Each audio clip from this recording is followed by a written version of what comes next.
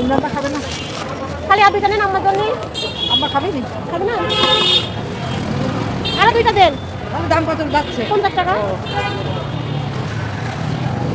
আর এটা দেন হলো রিক্সা যাবেন। না, হাইটে যাবো। তাহলে এটা দেন 4 জায়গায়, তাই না? হ্যাঁ। 4 জায়গায় দিবেন, সুন্দর করে একটু মাখাবেন। 20 টাকা করে দেবো না 20 টাকা করে দেবো? 10 টাকা করে 4 জায়গায় দিবেন। 4 জায়গায় টাকাই হবে নি তো? হ্যাঁ।